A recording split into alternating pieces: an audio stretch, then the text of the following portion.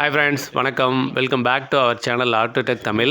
இது Voltas 1.5 ton inverter split AC. ஒரு இடத்துலேருந்து பம்ப் டவுன் பண்ணி ரிமூவ் பண்ணி வச்சிருக்கோம். இது வந்து ஃபுல் வாட்டர் வாஷ் பண்ணி இன்னொரு இடத்துல வந்து ரீஇன்ஸ்டால் பண்ண போகிறோம். அதுதான் இந்த வீடியோ ஃபுல்லாக பார்க்க போகிறோம். இப்போ பண்ணுறது actually pump down service or master சர்வீஸ்னு சொல்லுவாங்க. இண்டோர் ஃபுல்லாகவே வந்து பார்ட்டாக ரிமூவ் பண்ண போகிறோம். பிசிபியை செப்பரேட் பண்ணிவிட்டு ஒவ்வொரு ஸ்பேரையுமே தனியாக கழட்டி வச்சு வாட்டர் வாஷ் பண்ண போகிறோம். அண்ட் அவுட்டோர் முடிஞ்ச அளவுக்கு பிசிபியை ரிமூவ் பண்ண போகிறல அப்படியே வச்சு தான் கவரை மட்டும் ஓப்பன் பண்ணிட்டு வாட்டர் வாஷ் பண்ண போகிறோம். ஸோ அதனால் இண்டோரில் ஒவ்வொரு பார்ட்டாக இப்போ தான் ரிமூவ் பண்ணிகிட்ருக்கோம். ஃபஸ்ட்டு வந்து மேலே டோரில் இருக்க டிஸ்பிளே ரிமூவ் பண்ணிகிட்ருக்கோம். ஸோ வழக்கம் போல் நம்ம சேனலில் வீடியோட லென்த் அதிகமாக இருக்கிறனால ஒரு சில கிளிப்ஸ் வந்து ஃபாஸ்ட் ஃபார்வர்டில் தான் வச்சுருக்கேன். ஸோ டிஸ்பிளே ரிமூவ் பண்ணிவிட்டு மேலே இருக்க டாப் பேனல் டோரை வந்து கழட்டியாச்சு. ஸோ இந்த மாதிரி full pump down service master service பண்ணோன்னா ஏசியை வந்து அப்படியே புதுசு மாதிரியே ஃபீல் இருக்கும் சர்வீஸ் பண்ணி ரன் பண்ணுறப்ப. அதனால தான் இந்த சர்வீஸ் பண்ணிகிட்ருக்கோம். பிகாஸ் இது வந்து ஒரு இடத்துலேருந்து அன்இன்ஸ்டால் பண்ணி திரும்ப வந்து ரீஇன்ஸ்டாலேஷன் பண்ணுற மாதிரி இருக்குது. ஸோ கஸ்டமர்கிட்ட கேட்டோம், அவங்க வந்து ஃபுல் வாட்டர் வாஷ் பண்ணி கொடுத்துருங்கன்னு சொன்னாங்க. அதனால தான் நம்ம வந்து புது இடத்துல வச்சு பண்ணிகிட்ருக்கோம். ஸோ டிஸ்பிளே டாப் டோர் எல்லாத்தையும் ரிமூவ் பண்ணியாச்சு. ஃபில்டரை எடுத்துகிட்டு அடுத்து பார்த்தீங்கன்னா ஸ்விங் ஃப்ளாப்பை கழட்டியாச்சு. நெக்ஸ்ட் வந்து மேலே இருக்க கிரில் பேனல் டோரை வந்து ரிமூவ் பண்ணுறோம். ஸோ அதுக்காக ஸ்க்ரூ பார்த்தீங்கன்னா கீழே 3 ஸ்க்ரூ இருக்கும், மிடில் வந்து 2 ஸ்க்ரூ இருக்கும். அதை ரிமூவ் பண்ணிவிட்டு இது வந்து லாக் டைப் ப்ரெஸ்ஸிங் டைப்பு. மேல் பக்கம் வந்து லாக்கை எடுத்துட்டோம்னா கவர் தனியாக கழண்டு வந்துடும். இது இந்த வோல்டாஸு, ப்ளூ ஸ்டாரு, லாய்டு இதெல்லாம் வந்து கிட்டத்தட்ட ஒரே மாதிரி இருக்கும். ஸோ இதில் வோல்டாஸில் ஒரு டிஃப்ரென்ஸ் என்னென்னா இந்த ட்ரைன் ட்ரே இருக்குல்ல, ட்ரைன் பேனை வந்து தனியாக கழட்டலாம். ஸோ அதனால் வந்து இதை இங்கே ரிமூவ் பண்ணிகிட்ருக்கோம். இது வந்து 1.5 டன், அதனால் வந்து செப்பரேட்டாக இருக்குது. 1 டன் வேறு மாதிரி இருக்கும். 1 டனில் ஒரு சில மாடல் பார்த்திங்கன்னா அந்த ட்ரைன் ட்ரே தனியாக கழட்ட முடியாது. ஸோ அந்த ட்ரைன் ட்ரே கழட்டுறதுக்கு முன்னாடி ஸ்விங் மோட்டரை வந்து ரிமூவ் பண்ணியாச்சு. ஆனால் அடுத்து பார்த்திங்கன்னா அந்த ட்ரைன் ட்ரே வந்து செப்பரேட்டாக எடுத்துடலாம். இது எல்லா பிராண்ட்லையுமே இப்படி ஈஸியாக கழட்ட முடியாது. ஒரு சில பிராண்ட்ஸில் மட்டும்தான் இந்த மாதிரி ஸ்பெசிஃபிகேஷன் கொடுத்துருப்பாங்க. இதுலேயே வோல்டாஸ்லேயே ஒரு சில ஏசிஸில் இது வந்து ஃபிக்ஸடாக இருக்கும், நம்ம கழட்ட முடியாது. நெக்ஸ்ட் காயில் கனெக்ட் பண்ணியிருக்க கேபிள் எல்லாத்தையும், சென்சார் கேபிள் எல்லாத்தையும் ரிமூவ் பண்ண போகிறோம். பிகாஸ் பிசிபியை வந்து செப்பரேட் பண்ண போகிறோம். அதனால் பிசிபிலேருந்து வர ஒயர் எல்லாத்தையுமே காயில் ஃபிக்ஸ் பண்ணியிருக்க சென்சார், காயில் சென்சாரு, ஏர் சென்சாரு, எர்த்திங் கேபிள் எல்லாத்தையுமே வந்து டிஸ்கனெக்ட் பண்ணியாச்சு. அடுத்ததாக பிசிபிக்கு மேலே போட்டிருக்க டோரை ரிமூவ் பண்ணிவிட்டு உள்ளே இருக்க ஃபேன் மோட்டரோட கேபிளை மட்டும் டிஸ்கனெக்ட் பண்ணணும். பிகாஸ் ஃபேன் வந்து பிசிபிக்கு அடியில் இருக்கும். ஸோ ஃபேனுக்குள்ள ஒயரை மட்டும் டிஸ்கனெக்ட் பண்ணிவிட்டால் பிசிபியை வந்து செப்பரேட்டாக எடுத்துடலாம் ஃபேனை விட்டுட்டு. இப்போ நான் கழட்டுறது ஸ்பீடு சென்சார் கேபிள் ஃபேனுக்குள்ளது. நான் அடுத்துக்கு ரிமூவ் பண்ணுறது பவர் கேபிள். ஸோ இந்த 2 கேபிளையும் டிஸ்கனெக்ட் பண்ணதுனால பார்த்தீங்கன்னா ஃபேன் செப்பரேட் ஆகிடுச்சு, இண்டோர் ப்ளோயர் மோட்ரு வந்து செப்பரேட் ஆகிடுச்சு. இப்போ பிசிபியை வந்து தனியாக எடுக்கலாம், ஸ்ப்ளிட் பண்ணி எடுத்துடலாம். பிசிபிக்கு பார்த்தீங்கன்னா பாடியில் ஸ்க்ரூ போட்டிருக்காங்க, கீழே ஒரு ஸ்க்ரூ இருக்கும். ஸோ அந்த பாட்டமில் உள்ள ஒரு ஸ்க்ரூவை ரிமூவ் பண்ணிவிட்டால் பிசிபி வந்து ஈஸியாக செப்பரேட் பண்ணி எடுத்துடலாம். மேலே பார்த்தீங்கன்னா லாக் டைப்பில் தான் இருக்கும். ஸோ கீழே இருக்க ஸ்க்ரூவை கழட்டி பேக் சைடு கீழே அழுத்தி இழுத்தாவே வந்துடும். பிசிபி வந்து செப்பரேட் பண்ணி எடுத்துடலாம். ஸோ ஸ்ப்ளிட் ஏசியை பொறுத்தளவு இன்வெர்ட்டர் ஆர் நான் இன்வெர்ட்டர் ரெண்டுலேயுமே இண்டோர் பிசிபியில் வந்து 2 சென்சார் தான் இருக்கும். ஏர் சென்சார், காயில் சென்சார் 2 தான் இருக்கும். அண்ட் ஃபேன் மோட்டரோட ஒயர் செப்பரேட்டாக இருக்கும். இந்த ஃபேன் இண்டோர் ப்ளோயர் மோட்டரோட ஒயரை செப்பரேட் பண்ணிட்டோம்னா பிசிபியை தனியாக கழட்டி எடுத்துடலாம். அண்ட் அடுத்து காயில் வந்து கழட்ட போகிறோம். காயில் ரிமூவ் பண்ணுறதுக்காக சைடில் இருக்க ஸ்க்ரூ எல்லாத்தையும் ரிமூவ் பண்ணிகிட்டு இருக்கோம். ஸோ இண்டோர் எவாபரேட்டர் காயில் பாடியோட அட்டாச் ஆகிருக்கும். அண்ட் பாடியில் இருக்க ஸ்க்ரூவை கழட்டிட்டு இருக்கோம். ரைட் சைடில் ஒரு 3 ஸ்க்ரூ இருக்குது, லெஃப்ட் சைடில் ஒரு 3 ஸ்க்ரூ இருக்குது. ஒரு சில பிராண்டில் பார்த்தீங்கன்னா லெஃப்ட் சைடு 2 ஸ்க்ரூ தான் இருக்கும். ரைட் சைடில் பார்த்தீங்கன்னா லாக் டைப்பில் கொடுத்துருப்பாங்க, ஸ்க்ரூவே இல்லாமல் கூட இருக்கும். ஸோ அதை ப்ராப்பராக செக் பண்ணிவிட்டு எந்தெந்த இடத்துல கரெக்டான ஸ்க்ரூ இருக்குன்னு பார்த்து ரிமூவ் பண்ணிவிட்டு காயில் வந்து செப்பரேட் பண்ணுற மாதிரி இருக்கும். ஸோ ஸ்க்ரூவெல்லாம் ரிமூவ் பண்ணிவிட்டு ஷேக் பண்ணி இழுத்தோம்னா எவாபரேட்டர் காயில் தனியாக வந்து கழண்டு வந்துடும். இந்த பேக் சைடில் பார்த்திங்கன்னா ஒரு காயில் வந்து கவர் பண்ணுற மாதிரி ஒரு சின்ன மெட்டல் பிளேட் போட்டிருப்பாங்க. ஸோ இதையும் ரிமூவ் பண்ணிட்டா இப்போ வந்து காயிலுக்குள்ள ஸ்க்ரூ எல்லாத்தையுமே கழட்டியாச்சு. எவாபரேட்டர் காயில் வந்து செப்பரேட் பண்ணி எடுத்துடலாம். ஸோ இண்டோரில் இருக்க எவாபரேட்டர் காயில் வந்து செப்பரேட் பண்ணி எடுத்தாச்சு. அடுத்தது blower fan and blower wheel ரெண்டையுமே செப்பரேட்டாக கழட்டி எடுக்கணும். ஸோ ப்ளோயர் ஃபேனை கவர் பண்ணியிருக்க கவர் சென்டராக வந்து ப்ளோயர் வீலுக்கும் ஃபேனுக்கும் நடுவில் ஒரு கவர் போட்டிருக்காங்க. அந்த கவரை ரிமூவ் பண்ணியாச்சு. அடுத்தது ப்ளோயர் ஃபேனையும் ப்ளோயர் வீலையும் அட்டாச் பண்ணுறதுக்கு சாஃப்ட்டோட சேர்த்து வீலில் ஒரு ஸ்க்ரூ போட்டிருப்பாங்க, ஸ்டார் ஸ்க்ரூ. ஸோ அதை சேஃபாக ரிமூவ் பண்ணி எடுத்துட்டா இப்போ வந்து ஃபேனையும் லீஃபையும் வந்து தனியாக செப்பரேட் பண்ணி எடுத்துடலாம். ஏசியோட ரைட் சைடில் மோட்டரும் ப்ளோயரும் அட்டாச்சாக சாஃப்ட்டில் வந்து ஸ்க்ரூ பண்ணியிருப்பாங்க. அந்த ஸ்க்ரூவை ரிமூவ் பண்ணியாச்சு. அண்ட் லெஃப்ட் சைடில் பார்த்தீங்கன்னா பேலன்சிங்காக இருக்கிறதுக்கு ஒரு புஷ்ஷு கொடுத்துருப்பாங்க. ஸோ அந்த புஷ்ஷை சேஃபாக ரிமூவ் பண்ணி வைக்கணும். இப்போ வந்து வாட்டர் வாஷை ஸ்டார்ட் பண்ண போகிறோம். இது வந்து பேஸ் ட்ரேயோட பேக் சைடு பாருங்கள் எவ்வளோ டஸ்ட்டாக இருக்குன்ட்டு. ஸோ இந்த இடத்தெல்லாம் வந்து நம்ம கவர் பண்ணி வாஷ் பண்ணுறப்ப தண்ணி படுறதுக்கு வாய்ப்பே இல்லை. அண்ட் அதே மாதிரி இந்த இடத்துல காட்டுறது பார்த்தீங்களா, கருப்பு கலரில் இருக்குல்ல, இதெல்லாம் வந்து ட்ரைன் ட்ரே, தண்ணி வந்து ட்ரைன் பார்த்துது. ஸோ இந்த இடத்துல சாக்கடை மாதிரி இருக்குது பாருங்கள் லெஃப்ட் சைடில். ஸோ இதெல்லாம் வந்து நம்ம வாஷ் பண்ணவே முடியாது கவர் பண்ணி பண்ணுறப்ப. இந்த மாதிரி செப்பரேட்டாக காயில் எல்லாத்தையும் பார்ட்டாக பிரித்ததுக்கப்புறம் பண்ணால் தான் வந்து 100% சாட்டிஸ்ஃபைடாக பண்ண முடியும். இப்போ கழட்டி வச்ச ஒவ்வொரு பாட்டையுமே க்ளீன் பண்ண ஸ்டார்ட் பண்ணியாச்சு. ஃபஸ்ட்டு காயிலேருந்து ஆரம்பிக்கிறோம். காயில் வந்து ஃபஸ்ட்டு வாட்டர் வாஷ் பண்ணுறோம். ஸோ ஃபஸ்ட்டு க்ளீன் பண்ணிவிட்டு அடுத்து வந்து ஃபோம் போட்டு காயில் க்ளீன் பண்ண போகிறோம். நார்மல் வாட்டர் வாஷ்லேயே ஒரு 70 to 80% வந்து காயில் க்ளீன் ஆகிடுச்சு. அடுத்து வந்து மேலே காயிலில் ஃபோம் போடுறோம். ஸோ இந்த க்ளீனிங் ஃபோம் போடுறப்ப எக்ஸஸாக இருக்க இன்னும் டஸ்ட்டு எல்லாமே வந்து ஃபுல்லாக க்ளீன் ஆயிரும். அந்த எவாப்ரேட்டர் காயில் ஃபோம் போட்டு ஊறிட்டு இருக்க கேப்பில் மற்ற ஸ்பேர் எல்லாமே வந்து க்ளீன் பண்ணிட்டு இருக்கோம். ஃபில்ட்ரு கவர் எல்லாமே வந்து க்ளீன் பண்ண போகிறோம். இப்போ இந்த ஃபோம் பொங்கி அடங்கி முடிச்சதுக்கப்புறம் தான் நம்ம திரும்ப காயில் ஒரு தடவை க்ளீன் பண்ண போகிறோம். ஸோ அதுக்கு முன்னாடி கழட்டி வச்ச மற்ற அக்சரிஸ் எல்லாமே க்ளீன் பண்ண ஸ்டார்ட் பண்ணியாச்சு. இந்த மாதிரி ட்ரைன் ட்ரே வந்து செப்பரேட்டாக கழட்டி க்ளீன் பண்ணுறது ஒரு சில பிராண்டில் மட்டும் தான் இப்படி பண்ண முடியும். எல்ஜி சாம்சங் பொறுத்தளவுக்கு செப்பரேட்டாக தான் கொடுத்துருப்பாங்க. நம்ம தனியாக கழட்டிக்கலாம் அந்த ட்ரேவை. மற்ற பிராண்டில் பார்த்திங்கன்னா ஒரு சில மாடல்ஸில் மட்டும்தான் இந்த மாதிரி கொடுத்துருப்பாங்க. நெக்ஸ்ட் ஏசியோட பேஸ் பிளேட்டை க்ளீன் பண்ண ஆரம்பிச்சாச்சு. ஸோ இந்த பிளேட் வந்து நம்ம இப்படி கழட்டி பண்ணால் மட்டும்தான் 100% நல்ல ஃபுல்லாக வந்து சாட்டிஸ்ஃபைடாக பண்ண முடியும். கவர் பண்ணி வாஷ் பண்ணுறப்ப பேக் சைட்லாம் தண்ணி போகிறதுக்கு வாய்ப்பே இல்லை. அண்ட் அதே மாதிரி அந்த ட்ரைன் பாத் இருக்கு இல்லையா, வெளியில் பின்பக்கம் பிளாக்காக இருக்கு இல்லையா, பிளாக் டேப் ஊட்டியிருக்காங்க, கீழே வந்து ஃபுல்லாக அழுக்காக இருந்தது. ஸோ அந்த இடத்த வந்து நம்ம க்ளீன் பண்ணவே முடியாது, ஏன்னா காயில் கவர் ஆகிருக்கும். அண்ட் அதே போல் இந்த பேஸ் பிளேட்டோட பேக் சைடு பார்த்தீங்கன்னா தண்ணி போகிறதுக்கு வாய்ப்பே இல்லை. கவர் பண்ணி வாஷ் பண்ணுறப்ப இப்படி ரிமூவ் பண்ணி பண்ணால் மட்டும்தான் பேக் சைடு வந்து க்ளீன் ஆகும். பொதுவாக இந்த கவர் பண்ணி வாஷ் பண்ணுறதுல பார்த்திங்கன்னா ஒரு 10 ஏசி பண்ணுறோன்னா 1 அல்லது 2 வந்து கம்ப்ளைண்ட் வருது, ரீகம்ப்ளைண்ட் வருது. ஸோ கம்ப்ளைண்ட் என்னென்னா வாட்டர் லீக் ஆகிற மாதிரி கம்ப்ளைண்ட். அடுத்து 1 or 2 டேஸ்லேயே பார்த்திங்கன்னா வாட்டர் லீக் கம்ப்ளைண்ட் வந்துடும். எதனால் அப்படின்னா நம்ம கவர் பண்ணி க்ளீன் பண்ணுறப்போ அந்த ட்ரைன் பாத்தில் டஸ்ட் எல்லாம் போய் கலெக்ட் ஆகி ஒரு இடத்துல வந்து தேங்கி நின்றுக்கும். ஸோ அந்த மாதிரி இருக்கப்போ ஃப்ரண்ட் சைடாக இருந்தால் பரவாயில்ல, பேக் சைடு தேங்கி நின்றதுனா நம்ம ஒன்றுமே பண்ண முடியாது. ஏசியை ரிமூவ் பண்ணி கம்ப்ளீட்டாக அந்த மாதிரி க்ளீன் பண்ணி தான் திரும்ப மாட்டுற மாதிரி இருக்கும்.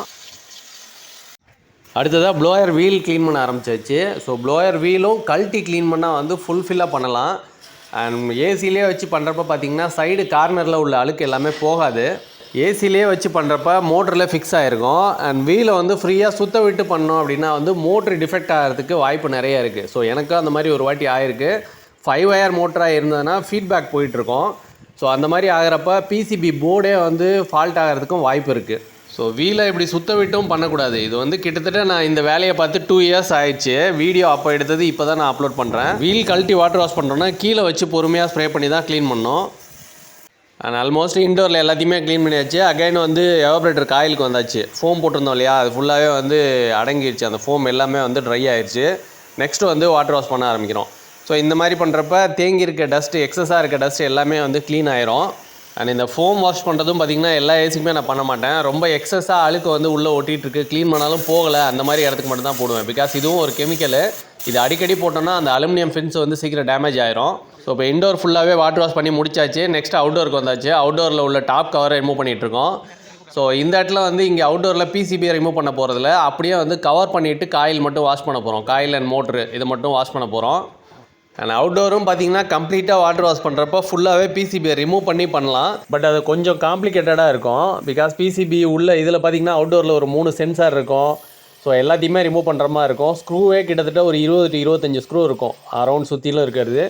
ஸோ அந்தளவுக்கு நம்ம இதில் ரிஸ்க் எடுக்கல. பிகாஸ் உடனே ரீஇன்ஸ்டால் பண்ணுறதுனால கண்டென்சர் காயில் மட்டும் உள்ளேருந்து ஒரு தடவை க்ளீன் பண்ணிவிட்டு திரும்ப வெளியிலேருந்து உள்பக்கமாக தண்ணி ஸ்ப்ரே பண்ண போகிறோம். இந்த இடத்துல வந்து ட்ரைன் பாத் எதுவும் கிடையாது. தண்ணி தேங்கி நிற்கிறதுக்கோ தண்ணி சொட்டுறதுக்கோ வேலை கிடையாது. ஸோ அதனால் நம்ம அப்படியே காயில் க்ளீன் பண்ணியாச்சு. அண்ட் அவுட்டோருக்கு க்ளீனிங் ஒர்க்கும் ஃபுல்லாக முடிஞ்சு. இப்போ இன்டோரில் ரிமூவ் பண்ண மாதிரியே நம்ம வந்து ரீஃபிக்ஸ் பண்ணிகிட்ருக்கோம். ஒவ்வொரு பார்ட்டாக வந்து அசம்பிள் பண்ணிகிட்ருக்கோம். ஃபஸ்ட்டு செட்டப் வந்து ப்ளோயர் வீல் அண்ட் மோட்டரை வந்து ஃபிக்ஸ் பண்ண போகிறோம். லெஃப்ட் சைடு ரிமூவ் பண்ண புஷ்ஷை வந்து கரெக்டாக ஃபிக்ஸ் பண்ணிவிட்டு புஷ்ஷுக்குள்ளே வந்து முடிஞ்சால் க்ரீஸ் அப்ளை பண்ணிவிட்டு அதுக்கப்புறம் வந்து ப்ளோயர் வீலை சீட் பண்ணோம். அண்ட் சீட் பண்ணிவிட்டு இந்த ப்ளோயர் மோட்டரில் ஷாஃப்ட் கரெக்டாக சீட் ஆகுதான்னு பார்த்துட்டு அந்த ஸ்க்ரூ ஃபிக்ஸ் பண்ணுற மாதிரி இருக்கும். ஸோ இது மாதிரி ப்ளோயர் வீலை அண்ட் ப்ளோயர் மோட்டரோட ஷாஃப்ட்டில் வீலை ஃபிக்ஸ் பண்ணி டைட் பண்ணுற இடத்துல கூட சின்ன சின்ன சிக்கல் வந்திருக்கு. எனக்கு ஆல்ரெடி இது மாதிரி வந்திருக்கு. ஸோ அதனால் நம்ம வீலே மாற்றுற மாதிரிலாம் கூட ஆயிருக்கு. பிகாஸ் அந்த ஸ்க்ரூ டைட் பண்ணுறப்போ ஓவர் டைட் பண்ணோம் அப்படின்னா அந்த வீலில் உள்ள த்ரெட்டு போயிடும். த்ரெட்டு போச்சுன்னா வீலே மாற்றுற மாதிரி இருக்கும். ஸோ நம்ம வீலுக்கு டைட் பண்ணுறப்ப வீலோட ஸ்க்ரூ டைட் பண்ணுறப்ப பார்த்திங்கன்னா ரொம்ப சேஃபாக டார்க்கு கம்மியாக வச்சு பண்ணிக்கணும். ரொம்ப ஓவர் டைட் பண்ணோன்னா த்ரெட்டு போச்சுன்னா அந்த ப்ளோயர் வீலே மாற்றுற மாதிரி இருக்கும். ஸோ ப்ளோயர் வீல் ஃபிக்ஸ் பண்ணி மோட்டருக்கு மேலே உள்ள சேஃப்டி கவர் போட்டாச்சு. அடுத்து வந்து எவாப்ரேட்டர் காயில் ஃபிக்ஸ் பண்ணிகிட்ருக்கோம். 1 by 1 வந்து ஆர்டர் படி பண்ணிகிட்ருக்கோம். எப்படி ரிமூவ் பண்ணமோ அதே மாதிரியே லாஸ்ட்டில் எது கடைசியாக ரிமூவ் பண்ணமோ அதை ஃபஸ்ட்லேருந்து ஃபிக்ஸ் பண்ணிகிட்ருக்கோம். ஃபஸ்ட்டு ப்ளோயர் வீல் அண்ட் மோட்டரை ஃபிக்ஸ் பண்ணியாச்சு. அடுத்து பார்த்திங்கன்னா அந்த ப்ளோயர் மோட்டருக்கு உள்ள சேஃப்டி கவர் மேலே ஃபிக்ஸ் பண்ணியாச்சு. அதுக்கு மேலே பார்த்திங்கன்னா எவாப்ரேட்டர் காயில் ஃபிக்ஸ் பண்ணிகிட்ருக்கோம். ஸோ எவாப்ரேட்டர் காயில் போட்டதுக்கப்புறம் பார்த்திங்கன்னா பிசிபி செட் பண்ணுற மாதிரி இருக்கும்.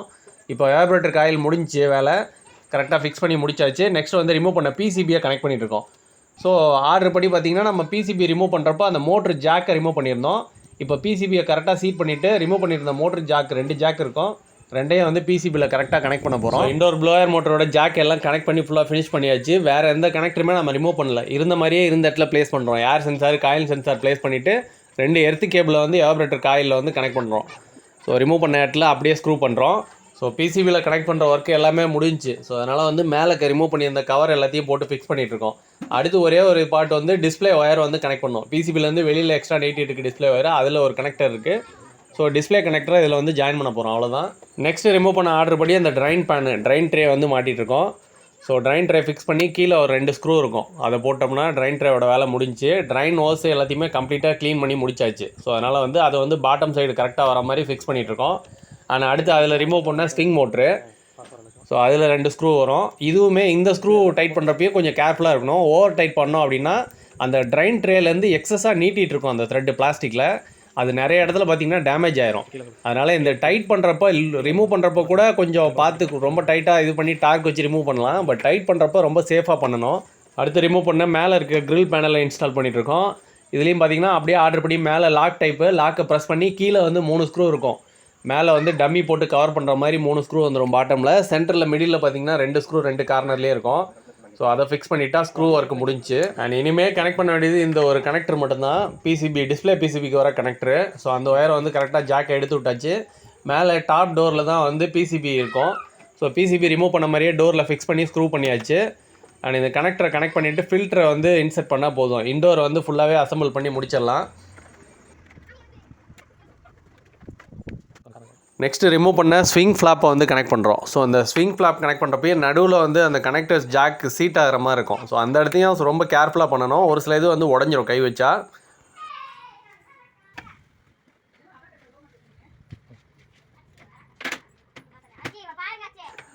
ஸோ இன்டோர் ஒர்க் ஃபுல்லாக முடிஞ்சு. அந்த அவுட்டோர்லேயும் பெருசாக மேலே டாப் கவர் மட்டும்தான் கழட்டி கம்ப்ளீட்டாக வாஷ் பண்ணோம். ஃபுல்லாகவே வாஷ் பண்ணியாச்சு ஓரளவுக்கு. ஸோ மேலே இருக்க டாப் கவர் போட்டால் அவுட்டோரும் ஃபுல்லாக ஃபினிஷிங்கு. ஏசி கம்ப்ளீட்டாக வாஷ் பண்ணி அடுத்து ரீஇன்ஸ்டாலேஷனுக்கு ரெடி ஆகிடுச்சு. நெக்ஸ்ட் வந்து ரீஇன்ஸ்டாலேஷன் ஒர்க்கை ஸ்டார்ட் பண்ண வேண்டியதான். அண்ட் இப்போ இன்ஸ்டாலேஷன் பண்ண வேண்டிய இடத்துல ஆல்ரெடி வந்து ஏசி ஃபிக்ஸ் பண்ணியிருந்தாங்க. ஸோ ஹோல் ரெடியாக இருந்தது. நம்ம அந்த ஹோலை வந்து மெஷர் பண்ணிட்டு அதுக்கு தந்தாப்பில் டெம்ப்ளேட் அடித்தாச்சு. இப்போ ஸ்க்ரூ பண்ணிகிட்ருக்கோம். ஸோ இந்த மாதிரி இன்டோர் ஃபிக்ஸ் பண்ணுறப்ப முடிஞ்ச அளவுக்கு ஸ்ப்ரிட் லெவலரை வச்சு கரெக்டாக ஈவனாக ஃபிக்ஸ் பண்ணாவே போதும். மேக்ஸிமம் வாட்டம் காட்டணுங்கிற அவசியம் இல்லை. ஈவனாக ஃபிக்ஸ் பண்ணாவே ஓரளவுக்கு சரியாக இருக்கும். முடிஞ்சால் ரைட் சைடு ஃபிக்ஸ் பண்ணுறோம் அப்படின்னா ரைட் சைடு ஸ்லோப் லைட்டாக காட்டலாம். அதுவும் நாட் நெசசரி, கரெக்டாக வேணுங்கிற அவசியம் கிடையாது. ஈவனாக பண்ணாவே போதும். ட்ரைன் வந்து கரெக்டாக இருக்கும், வாட்டர் ட்ரைனு. இப்போ indoor installation work almost complete ஆயிடுச்சு. இனிமேல் இன்டோரில் வந்து ஸ்டெபிளைசர் மட்டும் மாட்டினா போதும். இன்டோர் கரெக்டாக டெம்ப்ளேட்டில் ஃபிக்ஸ் பண்ணியாச்சு. நெக்ஸ்ட் வந்து அவுட்டோர் சைட் போக வேண்டியதான். ஸோ இப்போ அவுட்டோர் வந்து வெளிப்பக்கம் சன்சைடில் தூக்கி வச்சு அவுட்டோர் பைப்பிங் எல்லாமே கனெக்ட் பண்ணி வேக்யூமை ஸ்டார்ட் பண்ணியாச்சு. ஸோ சின்ன இடமா கொஞ்சம் கிரிட்டிக்கலாக இருந்தது, இறங்கிறதுக்கே ரொம்ப ரிஸ்க்காக தான் இருந்தது. ஸோ அந்த இடத்துல இருக்கோம், என்னால் வந்து வேலை பார்த்ததெல்லாம் வீடியோ எடுக்க முடியல. இப்போ ஒர்க் ஆல்மோஸ்ட் கம்ப்ளீட் ஆகிடுச்சு. இப்போ வேக்யூம் போயிட்டுருக்கு. நெக்ஸ்ட்டு வேக்யூமை ஹோல்ட் பண்ணி வச்சு கரெக்டாக இருக்கா, லீக் எதுவும் இல்லைங்கிறத கன்ஃபார்ம் பண்ணிவிட்டு வால்வு ஓப்பன் பண்ணி ஏசி ஆன் பண்ண வேண்டியதான். வேக்யூம் போட்டு வேக்யூமை டிஸ்கனெக்ட் பண்ணியாச்சு. நெக்ஸ்ட் பார்த்தீங்கன்னா வேக்யூம் கரெக்டாக ஹோல்ட் பண்ணி பார்த்தாச்சு. ஒரு 10 மினிட்ஸு வேக்யூம் ஹோல்ட்லேயே தான் இருந்தது, மூவ் ஆகலை. அதனால் வந்து க்ளோஸ் பண்ண வால்வு வந்து ரிலீஸ் பண்ணிகிட்ருக்கோம். ஃபஸ்ட்டு வந்து டிஸ்சார்ஜ் போட்டு வால்வு லூஸ் பண்ணுறோம். அடுத்து பார்த்திங்கன்னா சக்ஷன் போட்டு வால்வு லூஸ் பண்ணுறோம். அண்ட் வேக்யூம் ஓடிட்டு இருந்த கேப்லேயே பார்த்திங்கன்னா சைடு ஹோல் எல்லாமே ஒயிட் சிமெண்ட் போட்டு ஃபுல்லாக லாக் பண்ணியாச்சு. அண்ட் இப்போ இனிமேல் வந்து ஒயரெல்லாம் கனெக்ட் பண்ணி டைட்னஸ் செக் பண்ணியாச்சு. இப்போ டம்மி போல்ட்டு போட்டு இனிமேல் ஏசி ரன் பண்ணி பார்க்குறதா வேலை. உள்ளே வந்து ஸ்டெபிளைசரும் ஃபிக்ஸ் பண்ணியாச்சு.